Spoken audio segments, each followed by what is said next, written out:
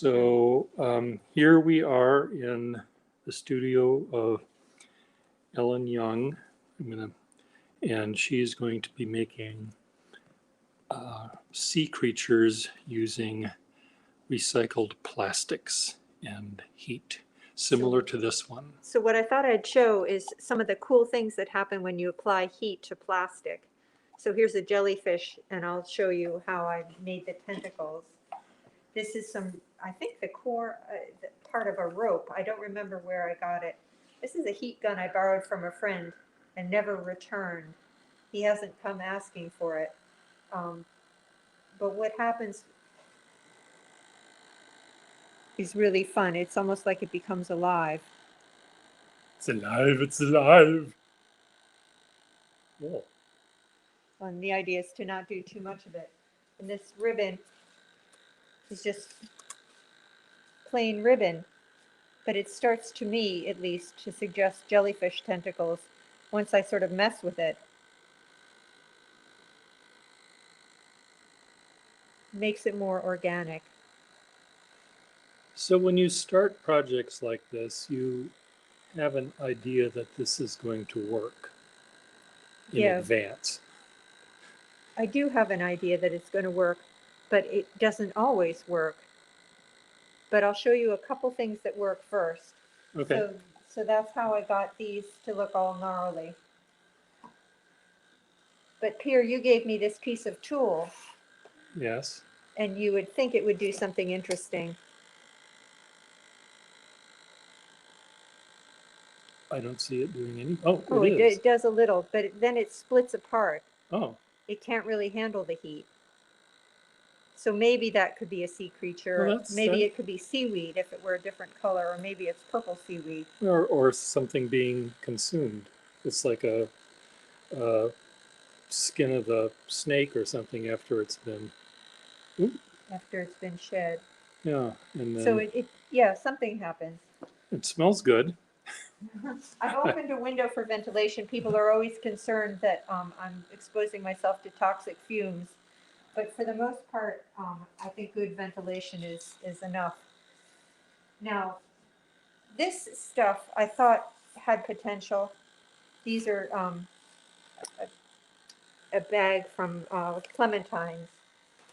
So I've taken it apart. And what I've used it for is to make, like, I call this a sea pen, even though it has a hole in it, like a fan coral. Okay. And I'm going to shrink it and down into something with a little more structure.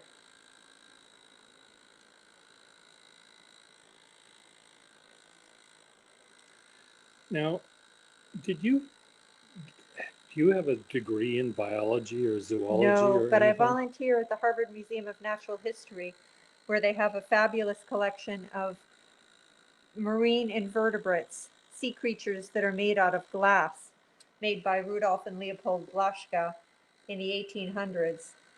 And anybody who's seen these they're unforgettable. They're so exquisite. Are they the same people that did the flowers? Yep, they're the same father and son team that made the glass flowers. But before they made the glass flowers, they made jellyfish and nudibranchs and things like that. And these were things that were done in the late 1800s before there was color photography, correct? And it was a way teaching. They were teaching models. Teaching models. Especially because sea creatures, when you pull them up out of the ocean, they just turn into a blob of jelly for the most part. And they don't have any structure. They only have their structure when they're in water. So they studied them, and then were able to recreate how they would really look if they didn't fall apart. So here's I'm calling it a vase sponge that I made with 3 different meshes, these meshes. And this is what happens when you shrivel them.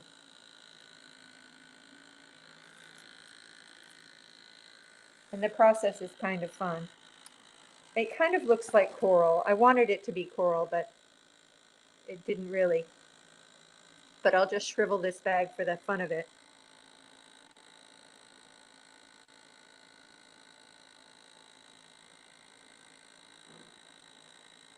This is an onion bag, obviously. Oh,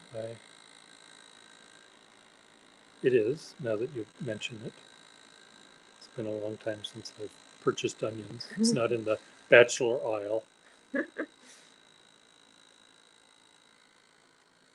So it's beautiful.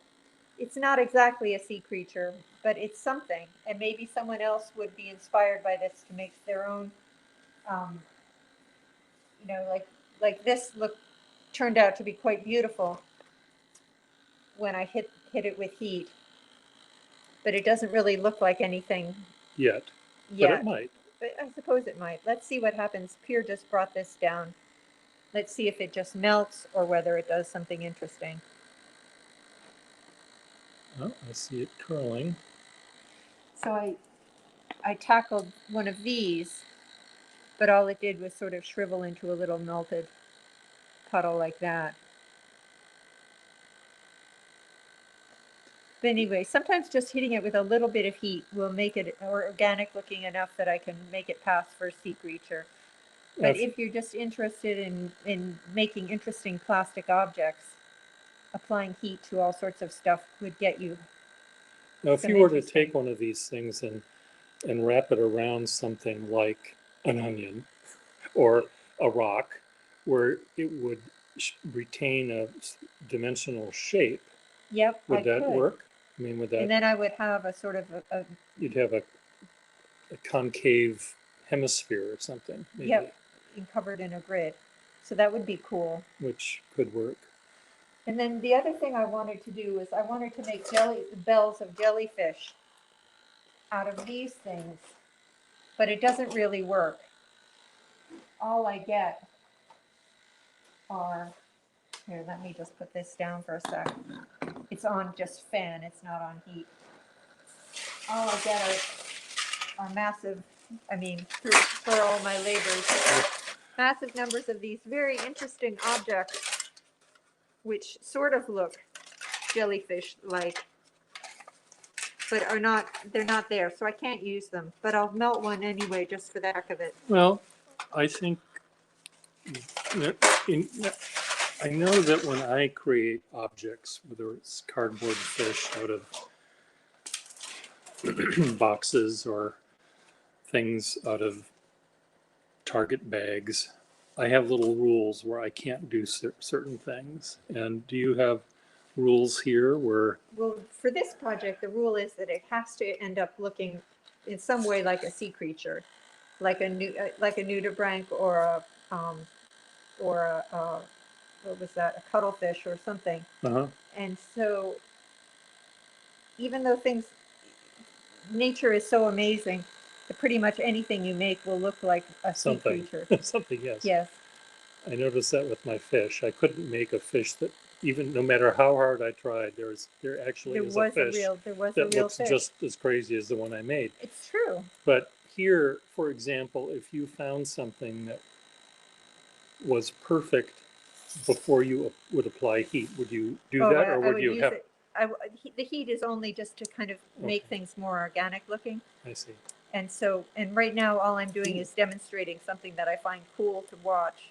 It is. But that doesn't produce anything artistic at this juncture. But if you were to, let's say, cut that into little chunks, little shreds, long skinny shreds, they may turn into something fun. I want it to become a salp, which is a kind of a colonial creature that forms these long chains. But it really isn't that salp-like. Huh. But it certainly transforms it. It does. It's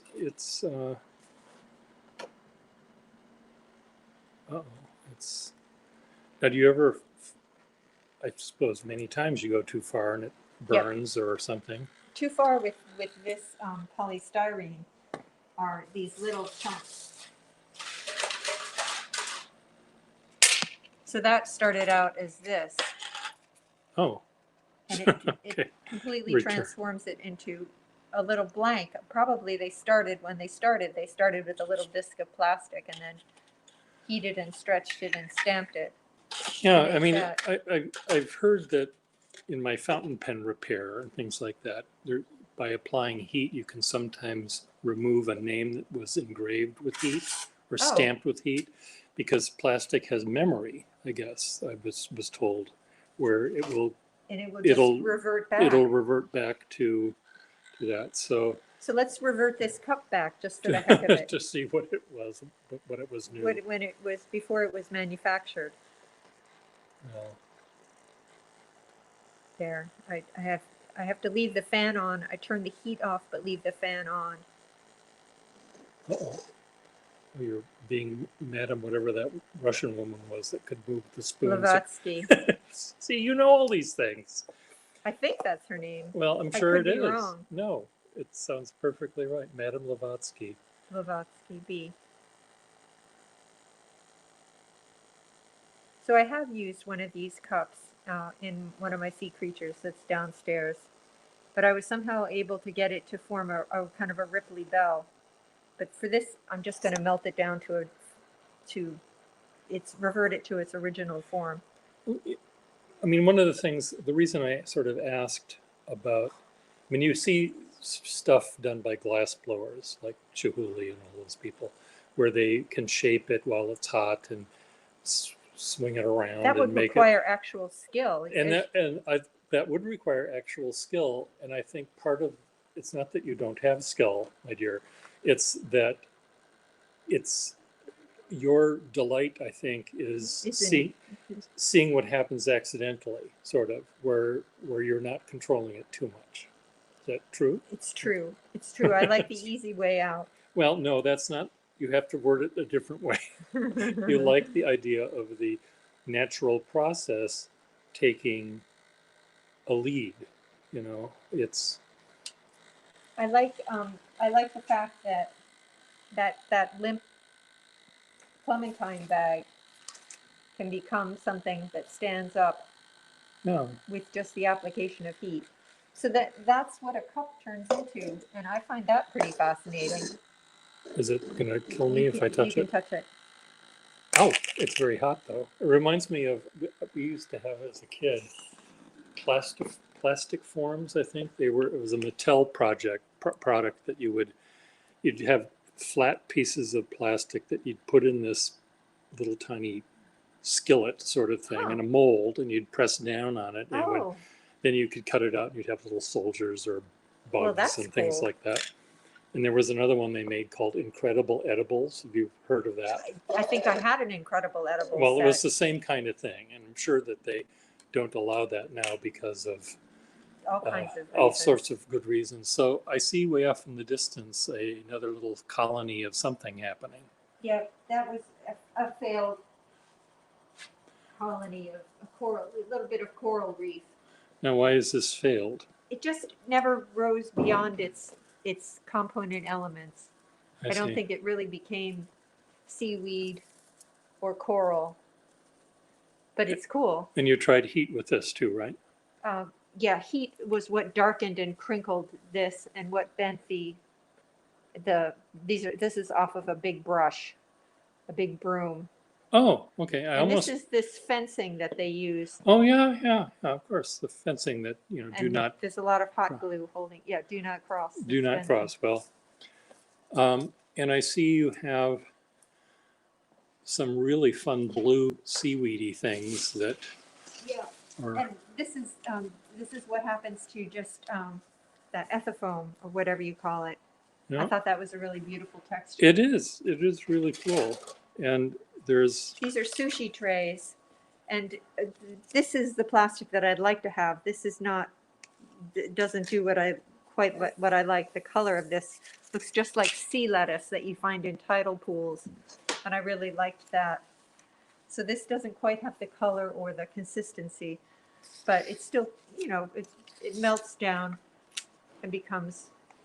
You could pretend it's seaweed. I see a photograph of fish. Is this to? This is to inspire me. To inspire you. And so, yeah. There's nothing in here that I've made that I've been able to duplicate like this soft coral is really too intricate, but maybe someday I'll work up to it. Yeah. And what does that polka dotted stuff do?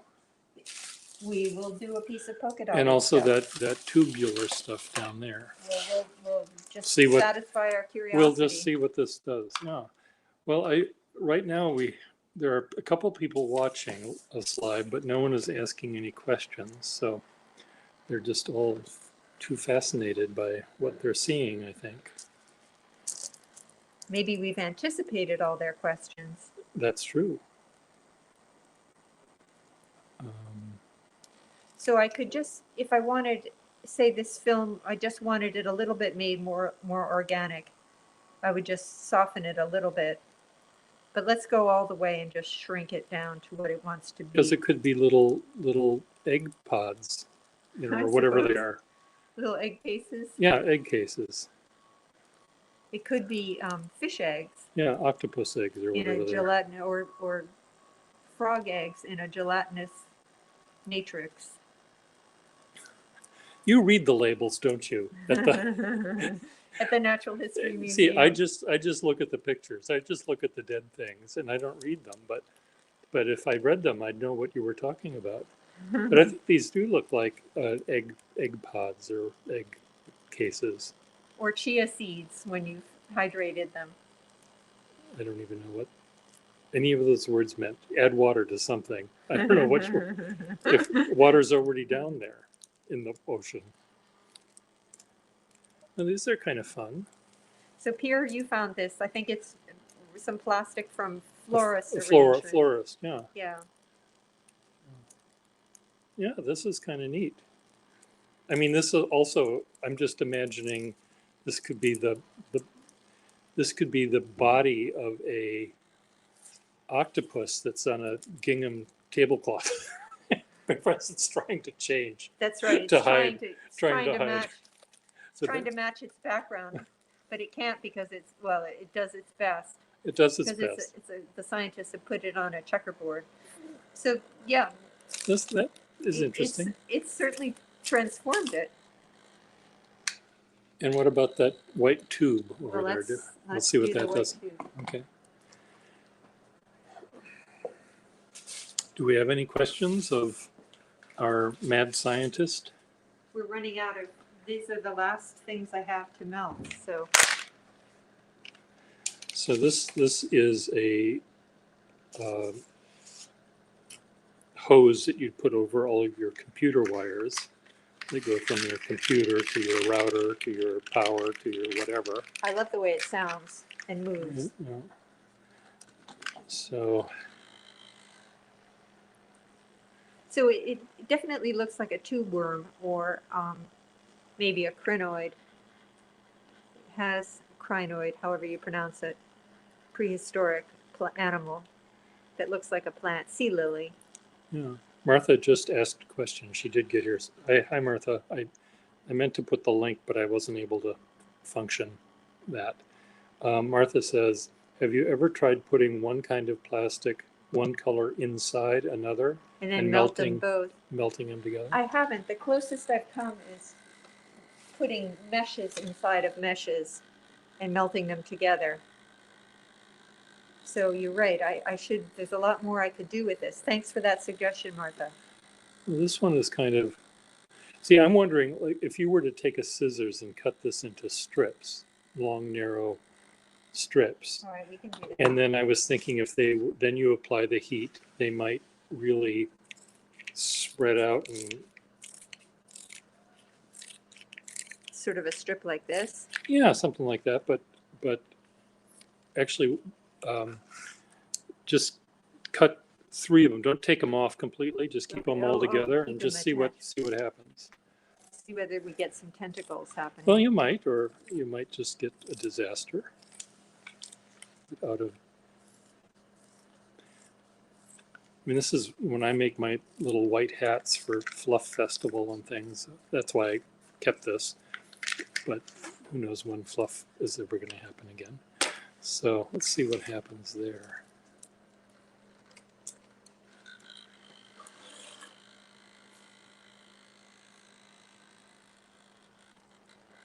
So it doesn't have a lot of spring. It just sort of softens and melts.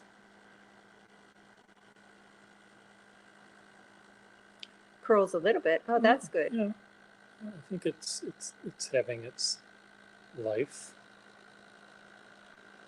Seems to take a lot of heat, which is appropriate for something that's meant to be used around electrical wires. Yeah. It would be nice if it crimped up into like an accordion.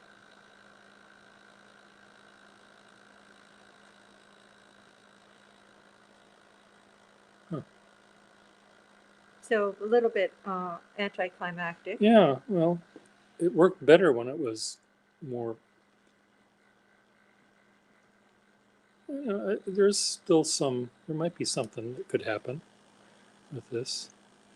Maybe if they were half again as thick or even a third, they might, really spring up. But, It certainly turns limp, which yeah, is cool. but that's neat, I think, because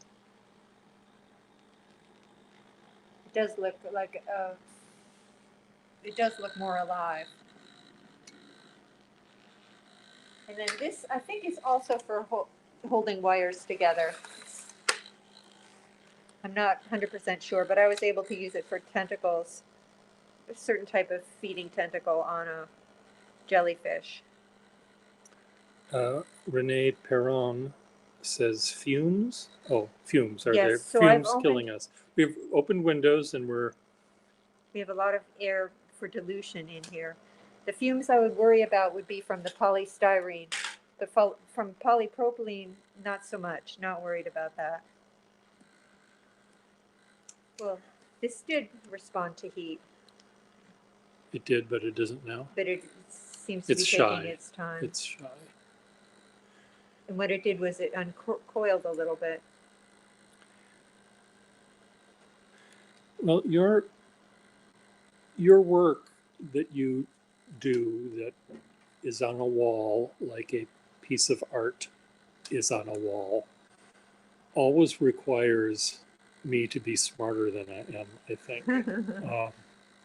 One of the pieces that I really loved a lot was the very large magnified image of a tiny creature Yeah, that makes chalk. makes chalk. All of those little tiny Planktonic, phytoplankton. phytoplankton, when they're alive, they're tiny, tiny, tiny. And she drew one that was maybe A meter in three diameter. feet across. Yes, Magnified 1,000,000 times or something like that. on a chalkboard.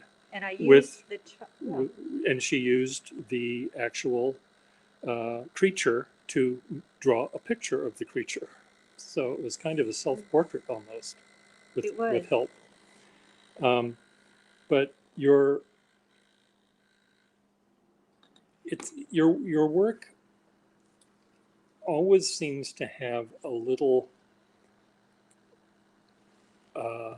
trick to it, and I mean that in a nice way. A little spin. Well, or a nice trick for this would be to acknowledge the fact that plastic comes from sea creatures originally.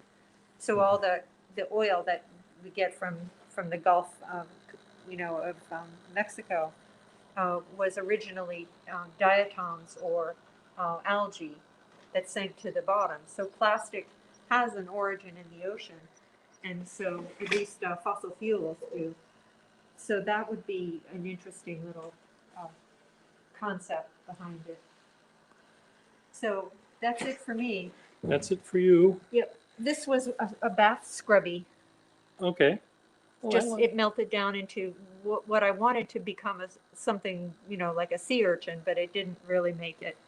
So it's still kind of cool. Well, how long do you think you'll continue this kind of exploration? Well, I feel I'm a little bit done for this phase of it right now. Okay. I've used up my materials that I hoarded. I'm going to have to start hoarding some more. Well, I was just wondering because I find when I do a kind of a project like the little cardboard fish or the masks or whatever, I I feel I hit a point where I've said all I need to say about it. Yeah. And, but here, there's so still much more more. There's I mean, still you more could, that could be said, you, but I'm ready to take a break. and this by itself, even though it's not a sea creature, this kind of a thing, I can imagine this turning into, or my friend Russell Facemeyer could turn these into parts of a marionette, a three-dimensional sort of Yeah, connected creature. And it's really they're a kind good of raw fun. material, and And I there's, hope someone will be inspired to do something with them. well, I think people will be. So such interesting shapes and reactions to the plastic to heat. Yeah, well, I'll continue. Thank you first for showing us Well, your thank you. secrets, and I will continue to look for more things that might work. And if I find more, I will put them in a little bag and mark it with E, so you can put them in the oven.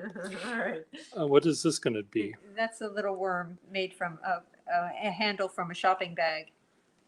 Oh, He got a little bit melted, enough to curl up. cool. But I could add eyes or something else. If worms have eyes, I'm not sure about that. Well, I don't know either. How do they see what they're going to eat? Okay, well, thank you very much. Well, thank you very much. Bye. Goodbye. Wave, bye. Thank you.